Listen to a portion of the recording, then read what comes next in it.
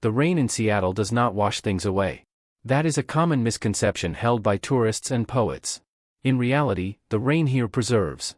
It seals the city in a gray, wet lacquer, trapping the grime, the secrets, and the silence under a heavy, low-hanging sky. I have always appreciated that about this city. It is consistent. It is predictable. In my line of work, consistency is the only virtue that matters. My name is Ethan Cole, and I am a forensic auditor.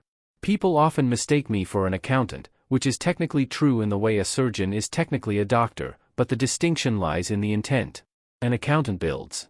They construct financial edifices, balance the books, and ensure the structure stands. I do not build. I dissect. I am brought in when the numbers do not add up, when the silence between the line items suggests a discrepancy. I look for the rot in the foundation. I look for the theft, the embezzlement, the bleed. I treat numbers like DNA. They never lie, but people do. People lie constantly. They lie to their shareholders, they lie to the IRS, and, as I was about to discover on a Tuesday evening in November, they lie to the people who share their beds. It was 6:30 in the evening. The house was quiet, save for the rhythmic drumming of the rain against the panoramic windows of my home office. It was a beautiful house, a sprawling modern structure in Bellevue with clean lines and cold surfaces. I had bought it 3 years ago, a testament to my success, a tangible asset that projected stability. My wife, Olivia, loved this house. Or rather, she loved the idea of this house. She loved the way it looked on social media, the way the light hit the marble countertops in the kitchen she rarely used for cooking. I was sitting at my desk, the dual monitors glowing with the familiar comfort of spreadsheets. It was not tax season yet, but I am a creature of preparation. I was organizing our personal finances, running a routine audit of our digital assets. It is a habit I cannot break. I treat my household with the same rigor I treat a Fortune 500 company. Trust, but verify. The discrepancy appeared in the cloud storage synchronization logs. It was a minor error, a digital hiccup. A folder from Olivia's phone had failed to sync properly with the shared family archive and had created a duplicate directory labeled restore_point_backup_04. Most husbands would not even notice such a file. Most husbands do not spend their evenings analyzing metadata. But I am not most husbands. I clicked on the folder, expecting to find duplicates of her brunch photos or perhaps videos of our golden retriever, Buster. Instead, I found audio files. There were 42 of them. They were not labeled with names, just timestamps. The most recent one was from 3 days ago. The earliest one dated back 6 months. My hand hovered over the mouse. A sudden, cold sensation washed over me, a physiological drop in temperature that started at the base of my neck and spread to my fingertips. It was the same sensation I get when I find a phantom employee on a corporate payroll or a shell company in the Cayman Islands. It is the somatic recognition of fraud. I double-clicked the first file. The sound was clear, likely recorded on a smartwatch or a phone placed face down on a hard surface. There was the ambient hum of a car engine, my car, the luxury SUV I had bought for her birthday. The leather seats squeaked. "You worry too much," a male voice said. The voice was rich, confident, and sickeningly familiar. It was a voice I had known since childhood. It was the voice that had mocked my math homework in middle school, the voice that had charmed my grandmother out of her savings, the voice that had always been louder, brighter, and more reckless than mine. It was my cousin, Caleb. "I don't worry," Olivia's voice replied. It was different from the voice she used with me. With me, her tone was often flat, tired, or performatively cheerful. On the recording, she sounded breathless, alive, and young. Ethan is so meticulous. He notices everything. If he sees the mileage. Caleb laughed. It was a low, throaty sound that vibrated through my speakers and into the marrow of my bones. "Ethan? Please." Ethan is a calculator with legs. He doesn't look at the odometer, Liv. He looks at the depreciation schedule. He's too busy staring at his spreadsheets to look at you. Really look at you. There was a pause, followed by the rustling of fabric. "He's a good man, Caleb," Olivia whispered, though the defense felt weak, a token gesture. "He's a boring man," Caleb corrected. "He's safe. He's an insurance policy. That's why you married him. But you're not ready to be retired yet, are you? You want to live." I sat perfectly still. The recording continued for another 12 minutes. I will not describe the sounds that followed. I am not a masochist, and this is not a romance novel. Suffice it to say, the audio left no room for ambiguity. It was a documentation of intimacy, of shared secrets, of a connection that went far beyond the physical. They mocked me. They dissected my personality, my habits, my quiet demeanor, and they turned these traits into punchlines. They laughed at my expense while betraying me in the most fundamental way possible. I did not cry. I did not throw the monitor across the room. I did not scream. I opened a new folder on my encrypted external drive. I named it case_file_304.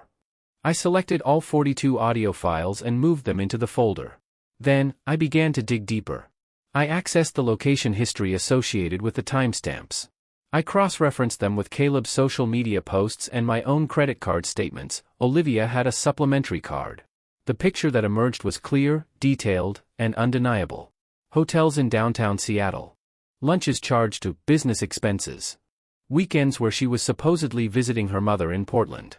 It was a masterful ledger of deceit. I spent the next hour simply cataloging the data. I backed it up to 3 separate secure locations. I printed physical copies of the location logs and the credit card receipts. I created a timeline. By the time I was finished, I had a dossier that could not be explained away, debated, or denied. I looked at the clock. 7:45. Olivia would be home in 15 minutes. She was at yoga. Or at least, that was the line item on the schedule. I stood up and walked to the window. The rain was coming down harder now, blurring the lights of the city in the distance. I saw my reflection in the glass. I looked the same as I had that morning. Same white dress shirt, slightly unbuttoned at the collar. Same rimless glasses. Same calm, unreadable face. But inside, the architecture of my life had collapsed. The structural integrity was gone. I was standing in a condemned building, waiting for the dust to settle. I felt a strange sensation in my chest, a heaviness that was not quite pain. It was the weight of a bad investment. I had invested 10 years in Olivia. I had invested emotional capital, financial stability, and trust. I had calculated the risks and determined that she was a safe partner. I had been wrong. My due diligence had been flawed. And Caleb. Caleb, who I had helped with his college applications. Caleb, whose real estate license fees I had paid when he was broke. Caleb, who called me brother. A car pulled into the driveway. The headlights swept across the wet pavement, illuminating the perfectly manicured hedges. It was her. I walked to the kitchen. I needed a prop. I needed an anchor to reality. I opened the refrigerator and took out a bottle of sparkling water. I poured it into a glass, watching the bubbles rise and burst. The front door opened. The alarm chimed, a cheerful, electronic sound that felt mockingly upbeat. "Ethan? I'm home." Olivia called out. Her voice was light, casual. The voice of a woman who had nothing to hide. She walked into the kitchen, dropping her yoga mat and bag on the island. She looked flushed, healthy. Her hair was pulled back in a ponytail. She smiled at me, leaning in for a quick, perfunctory peck on the cheek. I smelled rain on her, and beneath that, a faint trace of cologne. Cedarwood and citrus. It was Caleb's cologne. "Hey," she said, opening the fridge. "I'm starving. Did you eat?" "Not yet," I said. My voice sounded normal. It was steady, modulated. "I was thinking we could order pizza." She paused, looking at me. "Pizza? On a Tuesday? You usually hate ordering out on weekdays." "I had a long day," I said, taking a sip of water. "I didn't feel like cooking. And I thought we might have company." She frowned, a tiny wrinkle appearing between her eyebrows. "Company? Who?" I picked up my phone from the counter. I called Caleb. He said he was in the neighborhood. Showing a house nearby. I told him to swing by. The color drained from her face. It was subtle, a slight pallor that a less observant man might have missed. But I notice micro-expressions. I notice when the numbers shift. "Caleb," she repeated. Her voice went up an octave. "Why? I mean, it's late. And I'm in my gym clothes." "He's family, Liv. He won't mind." I smiled at her. It was a muscle memory smile, one I used at board meetings when delivering bad news about quarterly projections. "Besides, he's already here." Headlights flashed in the driveway again. The timing was impeccable. Olivia stood frozen by the refrigerator. She looked trapped. Her eyes darted to the back door, then to me, then to the hallway. For a second, I saw the panic rise in her, sharp and jagged. Then she swallowed it down. She forced a smile, though it looked like a grimace. "Okay," she said. "Great. I'll just go change quickly." No need, I said, moving to block her path to the stairs, not aggressively, but casually. Stay. I want to show you both something. The doorbell rang. I walked to the door. I could feel Olivia's eyes burning into my back. I opened the door, and there he was. Caleb Miller. Tall, handsome in that rugged, effortless way that I could never achieve. He was wearing a dark raincoat, his hair perfectly tousled. He grinned when he saw me, a shark showing its teeth. Ethan. He boomed, stepping inside and clapping a hand on my shoulder. His grip was firm, dominant. What's with the urgent text? You finally deciding to sell this mausoleum and buy a real bachelor pad?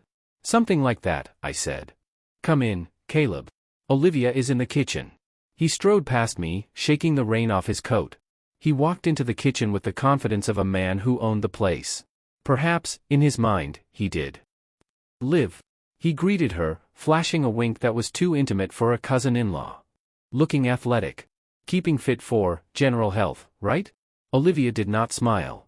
She looked at me, then at him, her eyes wide with warning. Caleb missed the signal. He was too full of himself, too drunk on his own perceived invincibility. So, Caleb said, leaning against the counter, crossing his arms. What's the occasion? You land a big client? Someone cooking the books at Amazon? Something closer to home, I said. I picked up my laptop from the dining table where I had placed it earlier. I set it down on the kitchen island, between the fruit bowl and the expensive espresso machine. I opened the lid. The screen glowed in the dim kitchen. I was doing some maintenance on the cloud server, I said, keeping my tone conversational. Standard stuff. Clearing out cache, checking sync logs. You know how I am. Boring, Caleb joked, reaching for an apple from the bowl. Get to the point, Rain Man. I found some files, I continued. They were in a backup folder from Olivia's phone. I think the sync got confused. It happens. Olivia took a step back. She hit the edge of the counter. Her hands were trembling. Ethan, she whispered. Don't. Caleb stopped chewing the apple. He looked at Olivia, then at me. His expression shifted from amusement to wariness. What kind of files? Caleb asked, his voice losing its jovial edge. Audio files, I said. Would you like to hear one? I did not wait for an answer. I pressed the spacebar. The kitchen was filled with the sound of my car engine. And then, Caleb's voice. Ethan is a calculator with legs. He's too busy staring at his spreadsheets to look at you. The silence that followed the recording was heavier than the rain outside. It was a vacuum, sucking the air out of the room. Olivia covered her mouth with her hand, a sob escaping through her fingers. She slid down against the cabinets, collapsing onto the floor. Caleb did not collapse. He stood rigid. His face went through a complex series of contortions, shock, fear, calculation, and finally, settling on something that chilled me to the bone, defiance. He took a bite of the apple. He chewed slowly, swallowed, and looked me dead in the eye. Well, Caleb said. Awkward. I looked at him. I had expected denial. I had expected begging. I had not expected this. Is that all you have to say? I asked quietly. Caleb shrugged. He tossed the apple core into the sink. Look, Ethan. Let's be adults here. You're a smart guy. You deal in facts. Let's look at the facts. He walked around the island, approaching me. He was taller than me, broader. He used his physicality to intimidate. You're boring, Ethan, Caleb said, his voice dropping to a conspiratorial whisper. You're stiff. You're cold. Olivia is a vibrant woman. She has needs. Emotional needs. Physical needs. So you decided to help yourself? I asked. I decided to help you, Caleb said. The audacity of the statement was breathtaking. Think about it. I was testing her. I wanted to see if she was really committed to this, whatever this is. This sterile life you've built. I figured, if she could be tempted by me, her husband's own cousin, then she wasn't really loyal to you, was she? I was running a stress test on your marriage. He spread his hands, as if waiting for applause. A stress test, I repeated. Exactly, Caleb said, gaining confidence. And hey, bad news, buddy. She failed. Big time. I did you a favor. I showed you the cracks in the foundation before you invested any more time. You should be thanking me. Most guys would have let you live in ignorance for another 10 years. He looked down at Olivia, who was sobbing on the floor. Get up, Liv. Stop making a scene. I looked at my wife. She was broken. I looked at my cousin. He was triumphant. He truly believed he could talk his way out of this. He believed that I was so weak, so passive, that I would accept his narrative because it was less painful than the truth. And in that moment, my mind shifted gears. I looked at Caleb, and I didn't see a monster. I saw a liability. I saw a chaotic variable that needed to be managed. But I also saw an opportunity. If I kicked them out now, if I filed for divorce tomorrow, what would happen? In Washington state, assets are community property. Olivia would get half. Half the house, half my retirement, half my investments. And because I earned significantly more, I would likely pay alimony. Caleb would walk away laughing. He would spin the story. He would tell everyone I was impotent, cold, abusive. He would win the social narrative. I would lose. I do not like to lose. I took a deep breath.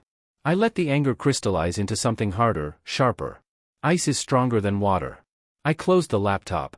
You make an interesting point, Caleb, I said. Caleb blinked. He had been expecting a punch or a scream. He was not expecting validation. What? A stress test, I said, rubbing my chin thoughtfully. From an auditing perspective, internal controls are essential. If a system fails a stress test, you don't necessarily scrap the system immediately. You analyze the failure. You look at the root cause. Olivia stopped crying.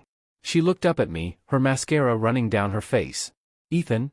I walked over to her and extended a hand. She hesitated, terrified, then took it. I pulled her up. Her hand was cold. You're right, Caleb, I said, turning to him. My face was a mask of calm. I have been distant. I have been focused on work. Perhaps this was inevitable. A market correction. Caleb laughed, a nervous, barking sound. Right. Exactly. A market correction. That's a great way to put it, Ethan. Man, you really are a robot, aren't you? But a smart robot. I don't want a divorce, I lied. The words tasted like ash in my mouth, but I delivered them with conviction. I don't want the scandal. I don't want the lawyers. I want to fix this. I looked at Olivia. Do you want to fix this? She nodded frantically, desperate for a lifeline. Yes. Yes, Ethan. I'm so sorry. It was a mistake. A horrible mistake. I'll do anything. And you, I said to Caleb. You say this was a test. A favor. 100%, Caleb said, relaxing his posture. He thought he had won. He thought he had outsmarted the nerd again. I'm looking out for you, Kaus. Always. Then we put this behind us, I said. We treat this as a baseline assessment. Olivia and I will work on our marriage. You will go back to Megan. And we never speak of this again. It stays in the vault. Caleb grinned. He clapped me on the shoulder again. You're a bigger man than me, Ethan. Truly. I respect that. He didn't respect me. He despised me. He thought I was a pathetic, spineless cuckold who was thanking him for sleeping with his wife. I could see it in his eyes. Get out of my house, Caleb, I said softly. I need to talk to my wife. Sure. I'm going, Caleb said. He walked to the door, buttoning his coat. No hard feelings, right? It's just biology, man. Just business. Just business, I echoed. When the door closed behind him, the silence returned. Olivia stood in the middle of the kitchen, shivering. Ethan, she started, reaching for me. I took a step back. Go to the guest bedroom, Olivia. Ethan, please. Go to the guest bedroom, I repeated. My voice was devoid of emotion. We will discuss the terms of your probation in the morning. For now, I have work to do. She fled. She ran up the stairs as if the devil was snapping at her heels. I stood alone in the kitchen. I listened to the rain. I picked up the apple core Caleb had thrown in the sink. I dropped it into the trash compactor and turned it on. The grinding sound was satisfying. I walked back to my office and sat down at my desk. I opened a new spreadsheet. I wasn't forgiving them. I wasn't fixing anything. I was buying time. I needed 6 months. That was the timeline required to restructure my assets, to document her infidelity for the prenuptial clauses to kick in fully, and to find the leverage I needed to crush Caleb. He had mentioned he was checking the foundation. Well, two can play at that game. I pulled up the public records database for King County. I typed in Caleb Miller Real Estate LLC. He thought he had passed the test. He thought he had gotten away with it. He had no idea that the audit had just begun. I cracked my knuckles, adjusted my glasses, and started typing. The numbers on the screen were black and white, sharp and clean. They were my soldiers. And I was about to go to war. The household operated on a new deficit. It was an emotional deficit, a void where warmth and spontaneity used to be. For 3 weeks, Olivia and I existed in a state of suspended animation, a pantomime of domestic life performed for an audience of none. To the outside observer, nothing had changed. The lawn was mowed on Saturdays. The recycling was put out on Tuesdays. We attended a dinner party at the neighbor's house and smiled at the appropriate times. But inside the walls of our home, the air had thinned. It was difficult to breathe. Olivia was trying. I had to give her credit for the effort, however pathetic it appeared in the ledger of my mind. She was terrified. She moved through the house like a tenant who had fallen behind on rent and expected the eviction notice at any moment. She cooked elaborate meals that we ate in silence. She asked about my day with a desperate, brittle brightness. She was performing the role of the good wife, hoping that if she played it well enough, reality would bend to match the script. I watched her with clinical detachment. I felt like a scientist observing a specimen in a jar, tapping the glass occasionally to see how it reacted. I did not hate her. Hate is a hot emotion, it burns energy. I was operating on cold efficiency. She was simply an asset that had depreciated rapidly, and I was in the process of mitigating my losses. Every morning, before I left for the firm, she would kiss me goodbye. It was a chaste, trembling thing. She was waiting for me to pull away, to yell, to break. But I never did. I kissed her back. I told her to have a good day. I maintained the baseline. This was crucial. If she suspected I was planning an exit, she might lawyer up. She might secure her own assets. She might warn Caleb. I needed her compliant. I needed her to believe that we were in a rebuilding phase, that I was the benevolent, wounded husband willing to overlook a moment of weakness for the sake of our history. It was a lie, of course. There is no rebuilding a foundation that has turned to sand. While Olivia played house, I was working on the acquisition. My target was not Caleb. Not yet. Caleb was the endpoint, the final liquidation. My immediate target was Megan Miller. Megan was Caleb's wife of 7 years. In our social circle, she was often dismissed as decoration. She was beautiful in a way that seemed high maintenance, always perfectly groomed, always dressed in the latest season's neutrals, always smiling a half step behind her loud, charismatic husband. People assumed she was vapid. They assumed she was happy with the arrangement. Caleb made the money and the noise, and Megan provided the aesthetic balance. I knew better. In my profession, you learn to look at the negative space. You look at what is not being said. Over the years, at family barbecues and holiday dinners, I had watched Megan. I saw the way her smile didn't reach her eyes when Caleb told a joke at her expense. I saw the way she gripped her wine glass until her knuckles turned white when he interrupted her. I saw the fatigue etched around her mouth when she thought no one was looking. Megan was not happy. She was enduring. And endurance, like any structural stress, eventually leads to a fracture. I needed to be the hammer. I reached out to her on a Thursday morning in early December. The pretext was simple. Tax season was approaching, and in previous years, I had casually helped her with some questions regarding her small side business, an interior design consultancy she ran more as a hobby than a livelihood. Caleb usually dismissed it as Megan's little project, but I knew she took it seriously. Ethan?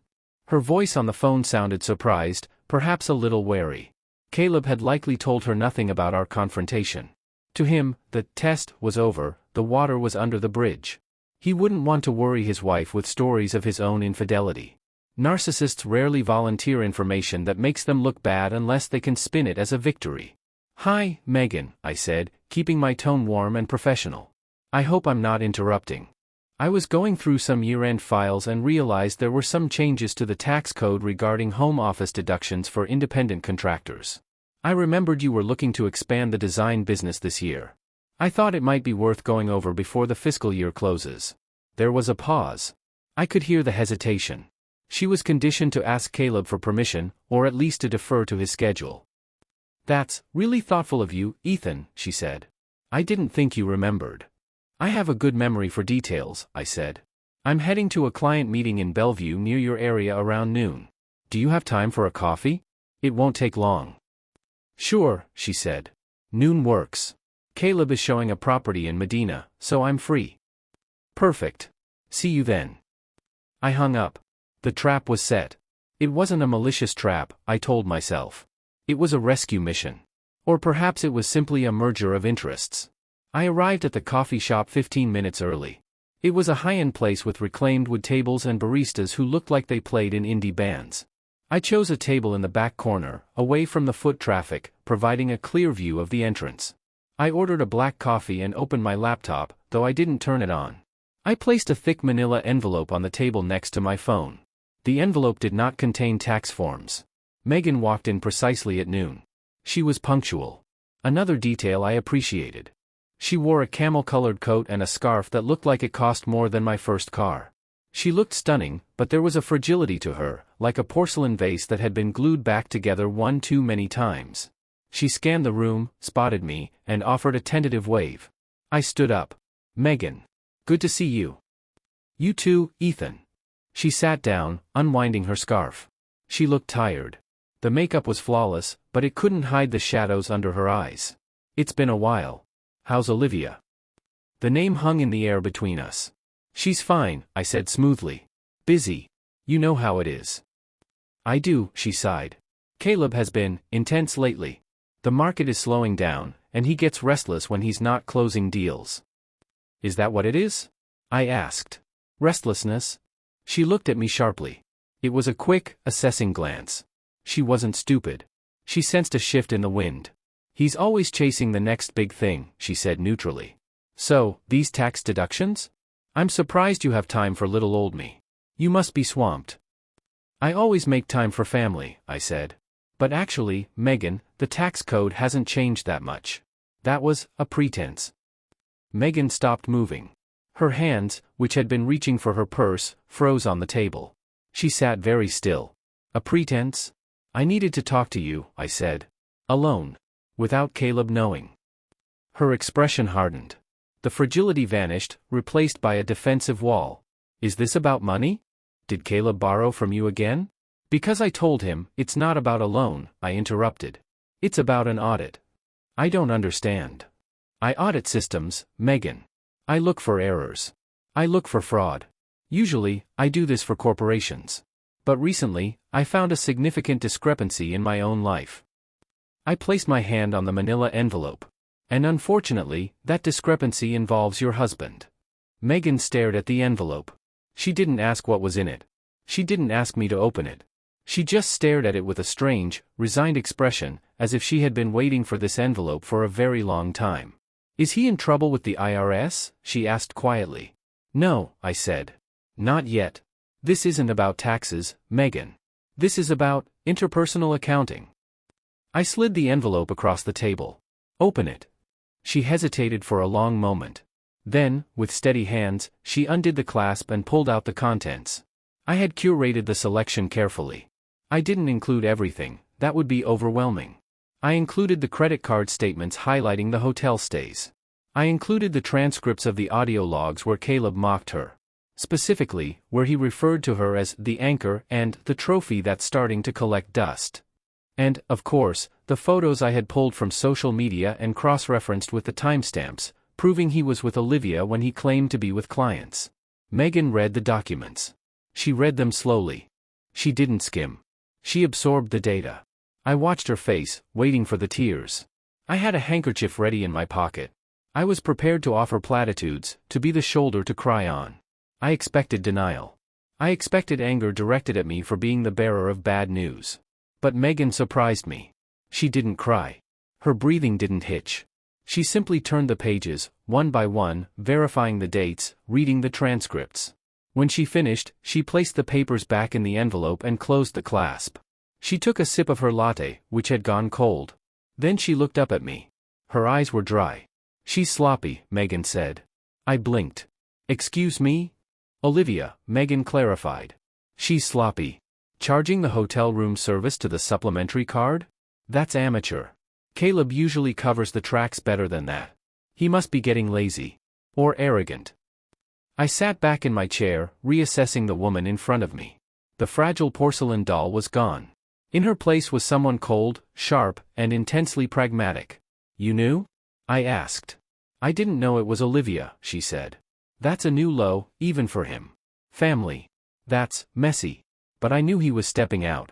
He has been for years. There was the paralegal in 2019. The yoga instructor in 2021. Now your wife. She let out a short, humorless laugh.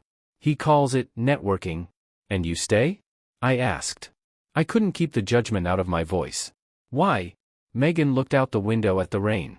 Because I signed a prenuptial agreement that was drafted by his father's sharks. If I leave him for infidelity, I get a payout, sure. But it's capped. It's nothing compared to what he's worth. And I have expenses. My mother is in assisted living. That costs $6,000 a month. My business is just starting to break even. If I walk away now, I walk away with scraps. I'm 32 years old, Ethan. I don't want to start over in a studio apartment. She turned her gaze back to me.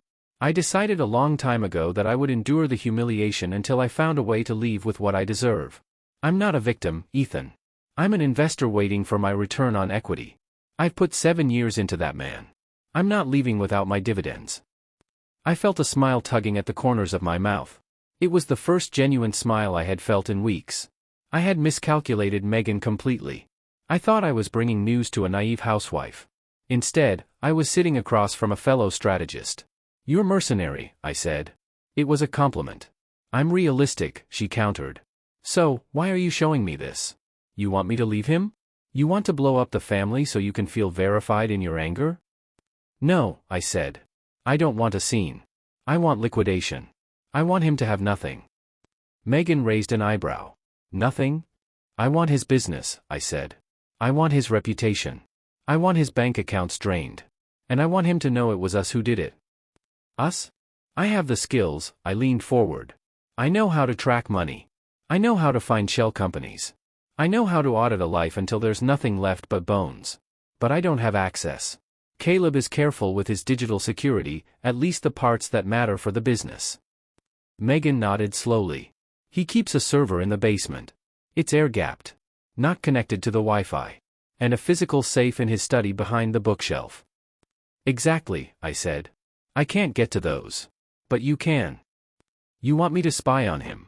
I want you to conduct an internal audit, I corrected. I want you to get me the data. The real ledgers. The ones he doesn't show the IRS. The ones he doesn't show you. Megan tapped her fingernail against the table. Click, click, click. She was calculating. She was weighing the risk against the reward. If we do this, she said, and we find something illegal, he goes to jail. The assets get frozen. If we do it right, I said, we separate your assets from his before the freeze. We prove that you were an innocent spouse, unaware of the fraud. You file for divorce just before the hammer drops. You get the settlement, and then the government takes the rest. He's left with zero. You're left with your freedom and your capital. And Olivia? She asked. Olivia is my problem, I said coldly. She will be dealt with. Megan looked at me for a long time. She was searching for hesitation, for weakness. She wouldn't find any. The man who loved his wife and trusted his cousin had died 3 weeks ago. The man sitting here was an auditor closing a file. He keeps the combination to the safe in a password manager, Megan said softly. But he writes the master password in a notebook he keeps in his gym bag. He thinks he's cryptic, uses a code based on his high school football stats. But I know the numbers. Can you get into the safe? I can try. Tuesday nights he plays poker. He's gone for 4 hours. Next Tuesday, I said. I need photos of everything. Deeds, ledger books, USB drives. Anything that looks like a number. And in return, she asked. What's my cut? Freedom, I said. And I'll handle the forensic accounting for your divorce settlement pro bono. I'll make sure you find every penny he's hidden in offshore accounts. Megan smiled. It was a sharp, dangerous smile. Deal. She reached across the table. I thought she was going to shake my hand. Instead, she placed her hand over mine, just for a second. Her skin was warm. He calls you boring, you know, she said. He says you're the most boring man on earth. I know. He's wrong, she said. You're not boring, Ethan. You're terrifying. That's the nicest thing anyone has said to me all month. We finished our coffee discussing the logistics. We established a secure way to communicate, a dead-drop email account, no texts, no calls. We synchronized our stories. To the world, this meeting never happened. To the world, I was the forgiving husband and she was the oblivious wife. When we walked out of the coffee shop, the rain had stopped. The sky was still gray, but the air felt clearer. "One thing, Ethan," Megan said as she buttoned her coat. "Why did you wait 3 weeks? You could have come to me immediately." "I needed to observe," I said. "I needed to see how they behaved after they thought they got away with it.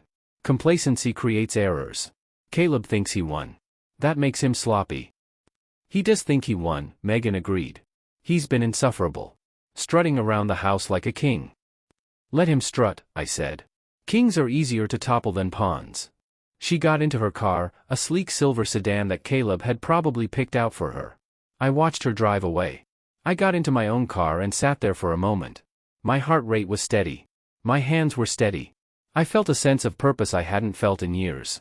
It wasn't happiness, happiness was too soft a word. It was the satisfaction of a complex equation finally beginning to balance. I drove home.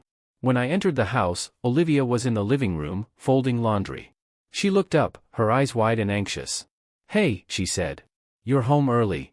"Client meeting ended early," I lied effortlessly. The lie rolled off my tongue like oil. "How was your day?" "Good," she said. "Quiet." I made that lasagna you like." "That sounds great, Liv," I said. I walked over and kissed her on the forehead. "Thank you." She relaxed, her shoulders dropping an inch. She leaned into me, desperate for the reassurance. Are we okay, Ethan?" I looked down at her. I saw the fear, the guilt, the pathetic need for absolution. She wanted me to tell her that everything was back to normal. She wanted to believe that her betrayal was just a hiccup, a minor data entry error that had been corrected. "We're getting there," I said. And I meant it. We were getting there. We were getting to the end. That night, as I lay in bed next to my wife, listening to the rhythm of her breathing, I didn't think about her betrayal. I didn't think about the audio recordings. I thought about the safe in Caleb's study. I thought about the notebook in his gym bag. I thought about Megan's sharp, intelligent eyes. Mergers and acquisitions are complex processes. They require due diligence, strategic planning, and ruthlessness. But when executed correctly, the return on investment can be substantial. I closed my eyes and slept the sleep of the righteous. The audit was underway. And the numbers were finally starting to look good. The human capacity for denial is a fascinating architectural anomaly. It acts as a load-bearing wall in a house that should, by all laws of physics, have collapsed years ago. I spent the weeks leading up to Thanksgiving observing this phenomenon in my wife and my cousin. They had constructed a reality where their betrayal was a minor renovation, a necessary adjustment that had ultimately strengthened the structure of our family. Olivia believed we were healing. Caleb believed he was untouchable. They were both living in a condemned building, and I was the one holding the demolition permit. November in Seattle is a study in gray, but Thanksgiving Day dawned with a rare, crisp clarity. The sun was out, cold and bright, illuminating the frost on the lawns of Bellevue. It was the kind of day that looks beautiful through a window but bites if you step outside without a coat. I woke up at 6 a.m. Beside me, Olivia was still asleep, her breathing deep and even. She had been sleeping better lately, convinced that the storm had passed. I watched her for a moment, not with affection, but with the detached curiosity of a coroner examining a subject before the autopsy. She looked peaceful. Ignorance is a powerful sedative. I slipped out of bed and went downstairs to my office. I had one final transfer to authorize. Megan and I had been efficient. In the 3 weeks since our meeting at the coffee shop, we had dismantled Caleb's life with the precision of a surgical team. She had been magnificent. On Tuesday nights, while Caleb played poker with his boys, a group of loud, nouveau riche developers who thought tax evasion was a sport, Megan had accessed his safe. She hadn't just taken photos, she had cloned hard drives. She had found the physical ledgers where he recorded the bribes paid to zoning inspectors. She had found the second set of books for the rental properties, the ones that showed the true income versus what was reported to the IRS. I had spent my nights processing this raw data. It was a forensic accountant's dream. Caleb was arrogant, and arrogance breeds sloppiness. He used the same password for his offshore shell company accounts as he did for his fantasy football league. He left digital footprints everywhere, assuming no one would ever look. He assumed his wife was too simple to understand the numbers and his cousin was too boring to challenge him. I sat at my desk and opened the secure server I had set up. The file was labeled the Thanksgiving Portfolio. It contained everything. The PDF of the forensic report was 300 pages long. It detailed wire fraud, embezzlement, money laundering, and grand larceny. It was a masterpiece. I sent a copy to a scheduled email service. The recipient list included the Internal Revenue Service, the Washington State Department of Revenue, and the Federal Bureau of Investigation's White-Collar Crimes Division. The send time was set for 8 p.m. tonight. The audit was complete. Now came the exit interview. Ethan? I turned. Olivia was standing in the doorway, wearing her silk robe. She looked nervous. The holidays were always stressful, but this year the tension was specific. We were going to Caleb's parents' house, my aunt and uncle. Caleb would be there. Megan would be there. Good morning, I said, closing the laptop. Happy Thanksgiving. She smiled, a fragile, hopeful thing. Happy Thanksgiving. Are you ready for today? I am looking forward to it, I said. And I meant it. I know it might be awkward, she said, wringing her hands. With Caleb. But I'm glad we're going. It shows we're moving past it. It shows we're strong. It shows something, I agreed. Go get dressed, Liv. We don't want to be late. Punctuality is important. The drive to Medina was quiet. Olivia tried to fill the silence with chatter about the sweet potato casserole she had made, about her mother's health, about the weather. I nodded at the appropriate intervals. My mind was elsewhere. I was rehearsing the blocking of the evening. I was calculating the variables. Caleb's parents, Uncle Robert and Aunt Susan, lived in a sprawling estate on the water. It was old money, or at least money that had been around long enough to learn manners. They were good people, mostly. Robert was a retired judge, Susan a philanthropist. They adored Caleb, their golden boy. They had no idea he was a rot at the center of their legacy. When we pulled into the long, circular driveway, I saw Caleb's car already there. A flashy, oversized SUV that screamed compensation. Okay, Olivia breathed, checking her makeup in the visor mirror. Game face. We can do this. We certainly can, I said. We walked to the front door. Before I could ring the bell, it swung open. Caleb stood there, holding a glass of scotch, wearing a cashmere sweater that cost more than my first car.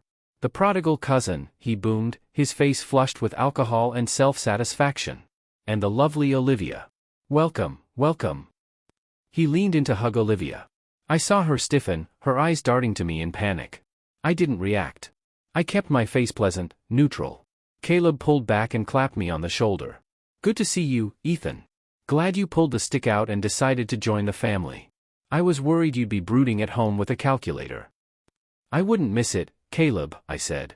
Holidays are for family. And for reflection. That's the spirit. He ushered us inside. The house smelled of roasting turkey, sage, and expensive perfume. Uncle Robert and Aunt Susan were in the living room, sitting by the roaring fireplace. They greeted us warmly. I accepted a glass of wine from Robert, a dry red that tasted like oak and money. Then I saw Megan. She was standing by the window, looking out at the gray lake. She wore a dark green dress that fit her perfectly, severe and elegant.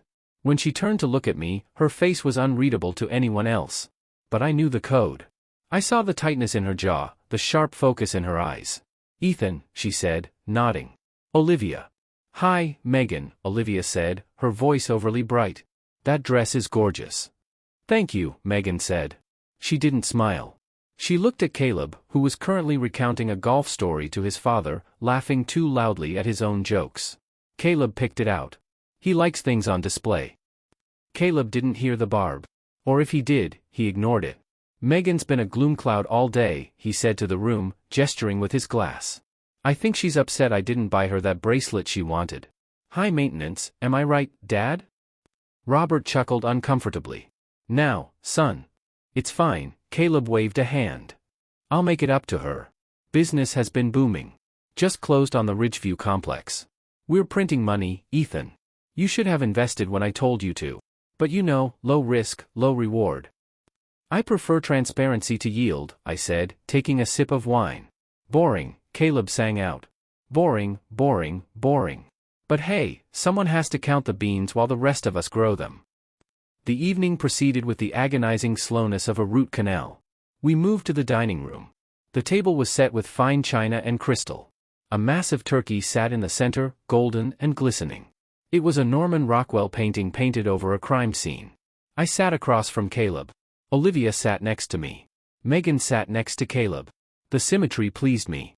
Dinner conversation was the usual mix of politics, local gossip, and Caleb bragging. He dominated the room. He interrupted his mother. He corrected his father. He treated Megan like a prop and Olivia like a conquered territory. Every time he looked at Olivia, he had a smirk playing on his lips, a secret communication that said, "I know what you look like when you lose control." Olivia kept her eyes on her plate, cutting her turkey into tiny, microscopic pieces. "So, Ethan," Caleb said, pointing his fork at me. "How's the auditing world? Find any exciting misplaced decimals lately?" "Actually," I said, placing my knife and fork down neatly. "It has been a very productive month. I've been working on a special project." "Oh?" Aunt Susan asked politely. "What kind of project?" "A comprehensive lifestyle audit," I said. "It's a new service I'm thinking of offering. It involves a deep dive into not just the financials, but the integrity of the subject. A stress test, if you will." I used Caleb's words. I saw him pause, a piece of turkey halfway to his mouth. His eyes narrowed slightly. He recognized the phrase. "Stress test," Caleb repeated. "Sounds intense." "It is," I said. "It reveals everything.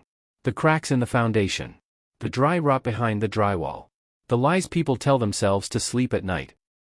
"Well," Caleb laughed, though it sounded forced. "Let's hope you don't turn that lens on us, eh? We all have our skeletons." "Some have skeletons," Megan said quietly, speaking for the first time in an hour. "Others have graveyards." The table went silent. Caleb turned to his wife, his face darkening. "Excuse me?" "Nothing," Megan said, taking a sip of water. Her hand was perfectly steady. "Megan is tired," Caleb said to his parents, his voice tight. "She's been working too hard on her little design thing. It makes her dramatic." "I think we should have a toast," I said. I stood up. I picked up my wine glass. The room looked at me. Standing up at the table was formal, unusual for our family dinners. But I commanded the space. I was not the boring cousin anymore. I was the narrator. "To family," I began. "To the bonds that tie us together. And to the truth." "To family," Robert murmured, raising his glass. "I learned something interesting recently," I continued, remaining standing. "About the nature of trust. We think of trust as a feeling, an emotion. But in my world, trust is a mathematical equation. It's the probability that a stated value matches the actual value. When those values diverge, we have a variance. And when the variance becomes too large, we have fraud." Caleb put his glass down. The smirk was gone. He looked at Olivia, then at me. He was starting to realize that the boring cousin had gone off script. "Ethan, what are you talking about?" Olivia whispered, tugging at my sleeve. "Sit down." "Caleb conducted a test recently," I said, looking directly at him. "He tested my marriage. He tested my wife's loyalty. And as he so kindly pointed out to me, she failed." Aunt Susan gasped. "Ethan." "It's true," I said calmly. "Caleb and Olivia had an affair. He called it a stress test. He told me he was doing me a favor." The silence in the room was absolute. It was a vacuum. Olivia let out a small, strangled sound and buried her face in her hands. Robert looked at his son, his face pale. "Is this true?" Robert asked, his voice trembling. Caleb stood up, his chair scraping loudly against the floor. His face was red, veins bulging in his neck. "Okay, that's enough. Ethan, you're drunk. You're pathetic. You bring this up now? Here? After you said we were past it?" He looked around the table, switching into damage control mode. "Mom, Dad, listen. It was a mistake. A one-time thing. Ethan and I talked about it. He forgave us. He's insecure. He's trying to humiliate me because he can't satisfy his wife." He pointed a finger at me. "You little worm. You think this hurts me? You think airing dirty laundry makes you a man? It just makes you look weak. Olivia chose me. Remember that. She chose me." "Caleb!" Aunt Susan cried out, horrified. "It's fine," I said. I wasn't shouting. My voice was lower than usual, which forced them to listen closer. "You're right, Caleb. The affair is personal. It's painful, but it's just a civil matter. It's emotional." I reached into my jacket pocket. "But that got me thinking," I said. "If you fail the moral test, what other tests might you fail? If you cheat on your family, who else are you cheating?" I pulled out a USB drive. I held it up. It caught the light from the chandelier. "I didn't just accept your test, Caleb. I reciprocated. I audited you." Caleb froze. The color drained from his face so fast it was like a plug had been pulled. He looked at the USB drive, then at me. For the first time, I saw genuine fear in his eyes. Not social embarrassment. Fear. "What is that?" he whispered. "This," I said, "is a digital copy of your real ledgers. The ones in the safe behind the bookshelf. The ones on the air-gapped server." Caleb's eyes darted to Megan. She was sitting calmly, watching him. She didn't look away. "Megan?" Caleb choked out. Megan stood up. She reached under her chair and pulled out a thick manila envelope. She placed it on the table next to the turkey. "I'm sorry, Caleb," she said. Her voice was ice. "But I failed the loyalty test too." You bitch," Caleb snarled, stepping toward her. "Sit down, son," Robert said. His voice was the voice of the judge he used to be. It cracked like a whip. Caleb stopped. "What is in that drive, Ethan?" Robert asked me. "Evidence," I said. "Tax evasion. Wire fraud. Bribery of public officials. Money laundering through the Ridgeview Project. It's all there, Uncle Robert. Every dollar he stole. Every kickback he took." "You're lying," Caleb stammered, but he was backing away. "He's lying. He's jealous. None of that is real." "I verified it myself," I said. "And I'm very good at my job. But you don't have to take my word for it." I checked my watch. It is now 8:05. The email went out 5 minutes ago. The IRS, the FBI, and the state prosecutors all have copies of these files right now. Caleb looked at his watch. He looked at the door. He looked like an animal trapped in a cage. The realization hit him like a physical blow. This wasn't a family squabble. This was the end of his life. You called the feds?" Caleb whispered. "On your own family?" "You're not family," I said. "You're a liability. And I'm writing you off." Megan slid the envelope across the table toward Caleb. "These are divorce papers, Caleb. And a restraining order. And a motion to freeze our joint assets pending a forensic accounting, which Ethan has already kindly provided." Caleb looked at the papers. He looked at his mother, who was weeping silently. He looked at his father, who was staring at him with a look of profound disappointment and disgust. "Dad," Caleb pleaded. "Dad, you have to help me. You know people. You can make this go away." Robert stood up slowly. He looked older than he had 10 minutes ago. "If what Ethan says is true, if you have done these things, then I cannot help you. I spent 40 years on the bench upholding the law. I will not break it for a thief." "I'm not a thief," Caleb screamed. "I'm a businessman. Everyone does it. It's how the world works."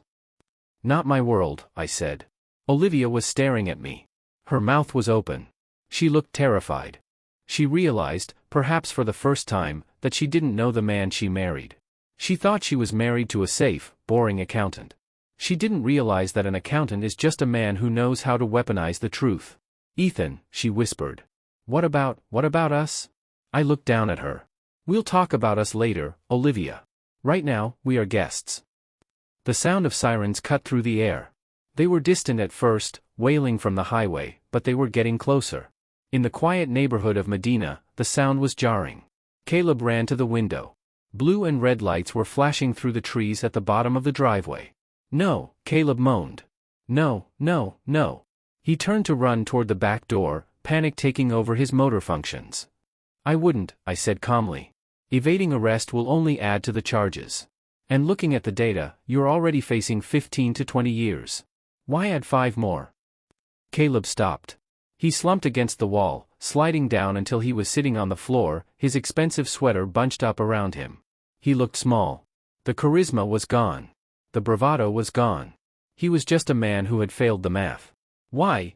Caleb asked, looking up at me with tears in his eyes. "Why go this far? It was just sex, Ethan." I walked over to him. I looked down. "It wasn't just sex, Caleb," I said. "It was an estimation error. You undervalued me. You thought I was a zero. But in an equation, a zero has power. It can nullify everything." The doorbell rang. It was a sharp, demanding sound. Aunt Susan was sobbing into her napkin. Uncle Robert stood like a statue. Megan took a sip of her wine. I went to the door. I opened it. 2 agents in FBI windbreakers stood there, rain dripping from their brims. Behind them, local police officers were fanning out across the lawn. "Can we help you?" I asked politely. "We're looking for Caleb Miller," the lead agent said. "We have a warrant for his arrest and a warrant to search the premises." I stepped aside and held the door open wide. "He's in the dining room," I said. "Right next to the turkey." I walked back into the dining room as the agents swarmed past me. I saw them haul Caleb to his feet. I saw the handcuffs click around his wrists, a cold, metallic sound that signaled the closing of the ledger. I saw him looking at me as they dragged him out, his eyes filled with a hatred so pure it was almost beautiful. I picked up my wine glass. I looked at Megan. She raised her glass slightly in return. A silent toast. Olivia was shaking. "Ethan, did you know they were coming?" "I scheduled them," I said. "I wanted to make sure we didn't miss dessert." I took a sip of the wine. It had opened up nicely. It tasted of blackberries, oak, and absolute, unconditional victory. "Get your coat, Olivia," I said. "The party is over." The silence of a finalized divorce is different from the silence of a dying marriage. The latter is heavy, pressurized, filled with the static of unsaid things and the suffocating weight of anticipation. It is the silence of a bomb squad watching a timer count down. The former, however, is hollow.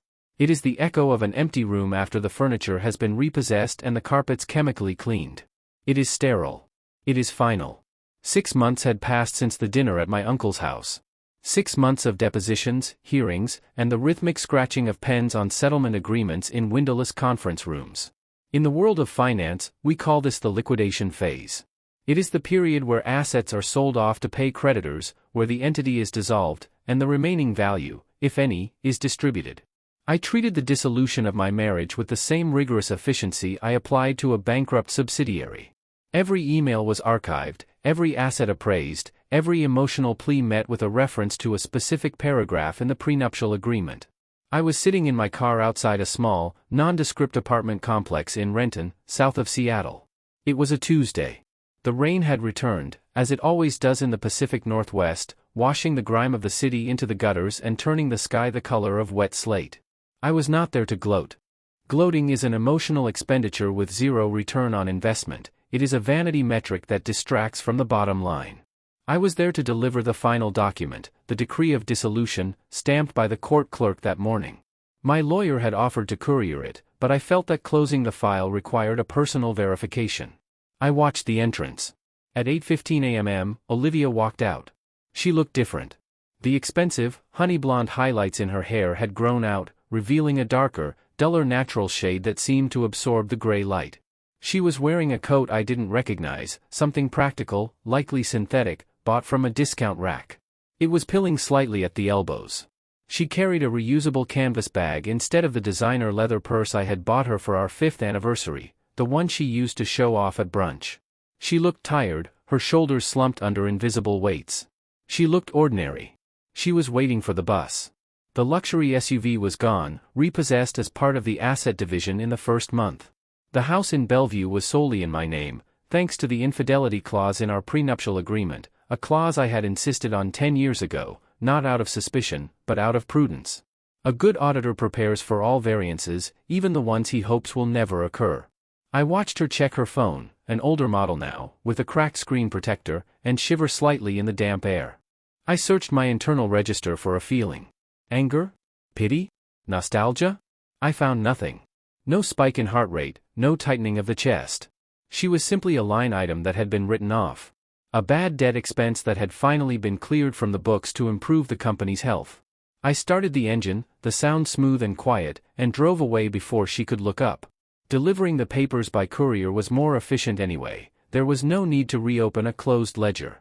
The drive back to the city was smooth. My life had become incredibly streamlined. Without the chaos of a deceitful partner, without the need to maintain the facade of a happy marriage, my productivity had increased by 40%. I had taken on 3 new major clients. My portfolio was performing above market average. The silence in my house was no longer lonely, it was peaceful. But the real work, the work that had consumed my nights and weekends, was the systematic dismantling of Caleb Miller. If Olivia's fall was a controlled demolition, precise and contained, Caleb's was a landslide. It was a geological event. The files I had sent to the authorities were comprehensive. They were not just accusations, they were roadmaps. I had highlighted the exact accounts where he hid the kickbacks. I had flagged the specific dates of the wire transfers to offshore entities. I had cross-referenced his travel logs with the withdrawal dates. I had effectively done the FBI's job for them, wrapping the indictment in a bow. The fallout was spectacular.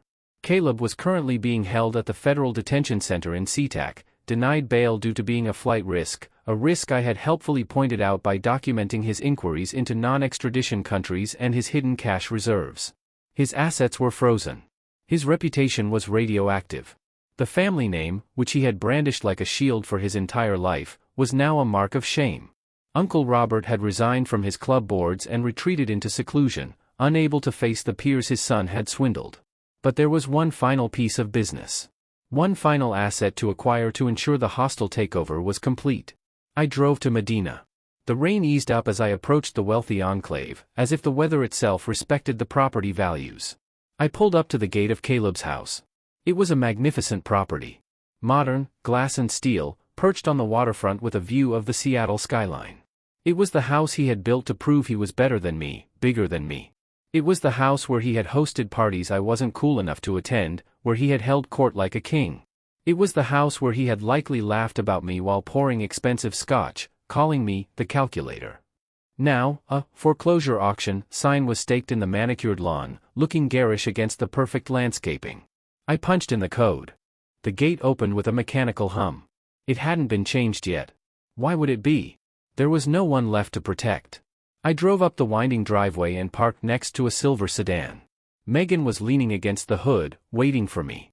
She looked radiant. If the last 6 months had aged Olivia, they had refined Megan. She wore a black trench coat belted at the waist and oversized sunglasses, looking like a widow who had just inherited a fortune, which, in a way, she had. She had shed the anxious energy of a neglected wife and replaced it with the steel of a survivor. "You're late," she said as I got out of the car. Her voice was calm, authoritative. "Traffic on I-405, I said, checking my watch. "And I made a detour. To see her?" "To see the result," I corrected. "Final verification." Megan nodded. She didn't ask for details. We didn't talk about Olivia much. She was a solved variable, a closed case. "The realtor gave me the key," Megan said, holding up a sleek electronic fob. "Since I'm technically still a co-owner until the auction finalizes at noon. One last walkthrough." "An afternoon?" "Afternoon, it belongs to the bank. Or..." She tilted her head, looking at me over the rim of her glasses. "To the highest bidder." "Shall we?" I asked. We walked to the massive front door. The house was empty. The furniture had been seized and sold weeks ago to pay off smaller creditors. Our footsteps echoed on the polished concrete floors. It smelled of stale air, cleaning chemicals, and the distinct, dusty scent of abandonment. We walked through the open-concept living room, past the floor-to-ceiling windows that looked out over the gray water. It was a cold house. Impressive, but cold. It felt less like a home and more like a showroom for a life Caleb wanted people to think he had. "I hated this kitchen," Megan said, running her hand along the quartz island that stretched for 10 feet. "It's too big. You have to walk a mile to get from the fridge to the stove." Caleb insisted on it. He wanted it to look like a restaurant. He never cooked a meal in his life, but he wanted the stage. Functionality was never his strong suit, I observed, looking at the impractical placement of the appliances. He preferred form. Illusion. He built this house for an audience, not for inhabitants. "He called me yesterday," Megan said casually, turning away from the island. I stopped walking. "From prison?" "Collect call." I accepted it. I was curious. "And?" "He was crying," she said. Her voice was devoid of sympathy, factual. He sounded small. He wanted to know if I could sell my jewelry to hire a better lawyer. He said the public defender is an idiot who doesn't understand complex business arrangements. "The public defender is actually quite competent," I said. I looked him up. Stanford graduate. But no lawyer can argue with math. The numbers are what they are. You can't litigate your way out of a spreadsheet. "I told him I sold the jewelry months ago," Megan said. "To pay for my own lawyer. The one who secured my immunity deal by handing over the hard drives." She turned to face me. "He asked about you, Ethan." "Did he?" "He asked why. He kept asking why you hated him so much. He still thinks it's just about the affair. He thinks you're punishing him for sleeping with Olivia, that this is some crime of passion." I walked over to the window. I looked at the rain hitting the glass, distorting the view of the city across the water. "He thinks small. He always did. He sees the transaction, not the balance sheet." He thinks in terms of insults and ego, not systemic failures. I told him it wasn't about Olivia, Megan said. She walked over and stood next to me, close enough that I could smell her perfume, something sharp and clean, like winter air. I told him it was about the audit. Good. So, she said, turning to look at the empty room, her voice echoing slightly. What happens now? The auction is in an hour. The bank has set the reserve price at $3 million. It's undervalued, considering the land. I know, I said. I had it appraised independently last week. The foundation alone is worth more. Are you going to bid? I already have, I said. Through a holding company. Neemses LLC. A bit on the nose, perhaps, but I allow myself small indulgences. The paperwork is already filed. Megan raised an eyebrow, a flicker of amusement crossing her face. You're buying his house? I'm buying the asset, I corrected. It's a good investment. I'll renovate it. Fix the kitchen. Remove the pretension. Maybe rent it out. Or maybe sell it in 2 years when the market rebounds. It's just inventory. It's removing his signature from the skyline. You're going to live here? She asked. No, I said. I have a home. A home that is currently quiet, clean, and paid for. I don't need another one. This is just closing the loop. Ensuring the portfolio is balanced. We stood in silence for a moment, watching the rain. The emptiness of the house was soothing. It was a blank slate, stripped of Caleb's noise. There's something I never asked you, Megan said softly. Ask. The day you came to the coffee shop, she said. The day you showed me the file. You had everything organized. The credit card statements, the timelines, the projections. It was perfect. A complete dossier. I am a professional. I know, she said. But the timeline. I was looking at the dates again last night. I was putting my own files in order. The first recording you played for Caleb, the one where they mocked you in the car, the metadata said it was recorded on November 14th, correct. But the forensic data on the USB drive, the bank records, the shell companies, the deep dive into his ledgers, some of those files were accessed and copied in September. She turned to face me fully. Her eyes were sharp, intelligent. The eyes of a woman who had learned to read the fine print because her survival depended on it. You were digging into Caleb's finances in September, she said. 2 months before you found the audio files in the cloud. You were already building the case. I didn't say anything. I just watched her. The rain drummed rhythmically against the glass. You knew, she whispered. You knew about the affair in September. Maybe even August. I took off my glasses and cleaned them with a microfiber cloth from my pocket. It was a stalling tactic, but also a moment of recalibration. I decided to give her the truth. She had earned it. She was the only other person who understood the math. August 12th, I said. That was the first anomaly. A charge on the supplementary card for a client dinner at a steakhouse in downtown Seattle. 2 entrees. A bottle of expensive wine. But on the shared calendar, Olivia had listed book club. She hates steak. Caleb loves it. I put my glasses back on. The world snapped back into sharp focus. I didn't confront her, I continued. Confrontation without leverage is just noise. It leads to messy arguments and emotional bargaining. I started monitoring. I installed the mirroring software on her phone the next day. I heard the first conversation on August 15th. Megan stared at me. You listened to them for 3 months? You let them carry on? You watched him come to your house for barbecues? I let them accrue debt, I said. Emotional debt. Moral debt.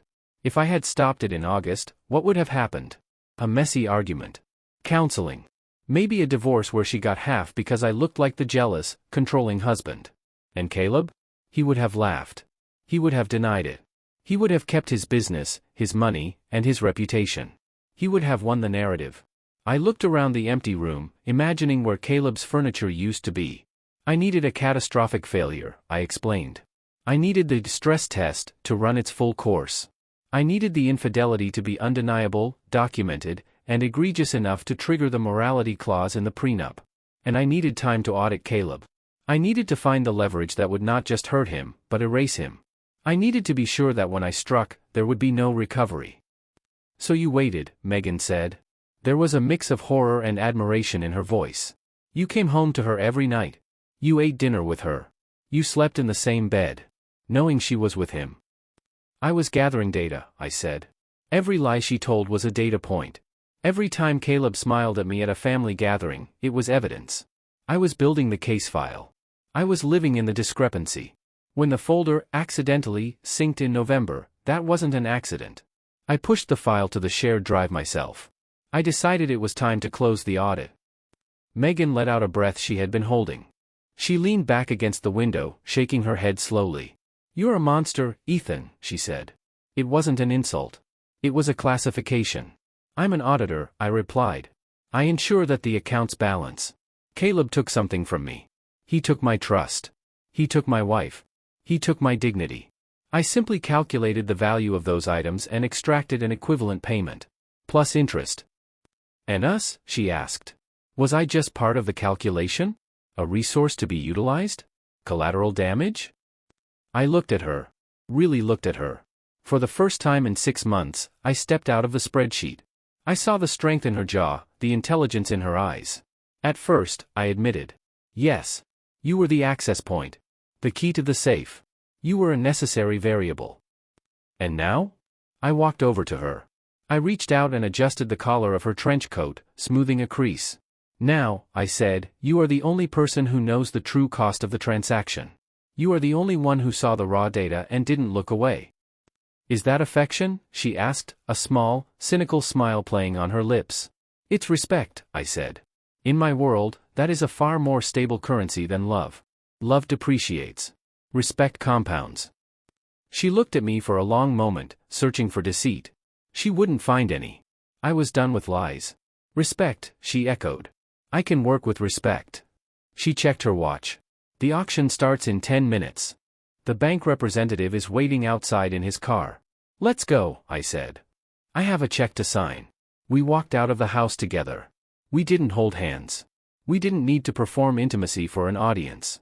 We walked side by side, two survivors of a shipwreck who had managed to loot the captain's quarters before the vessel went down. As we stepped out into the cool, damp air, I looked back at the house one last time. It was just a building now. Wood, glass, concrete. The ghost of Caleb Miller had been evicted. I walked to my car. I felt lighter than I had in years. The rain felt clean on my face. I thought about Olivia waiting for the bus in her discount coat. I thought about Caleb in his cell, wondering where he went wrong. I thought about the balance sheet of my life. Assets, freedom, wealth, reputation. A new, formidable partner. Liabilities, none. The books were balanced. The audit was closed. "Ethan?" Megan called out from her car. "After this, lunch?" "Lunch sounds good," I said. "Something simple. No table clotes. Just good food. I'm tired of presentation." "I know a place," she said. "Quiet. Good coffee." I watched her get into her car. I got into mine. I checked the rearview mirror. My eyes looked calm. Clear. I started the engine. The sound was a low, steady hum. Reliable. Consistent. I drove away from the empty house, leaving the ruins of the past behind me. The road ahead was straight, the visibility was good, and for the first time in a long time, the numbers were entirely in my favor.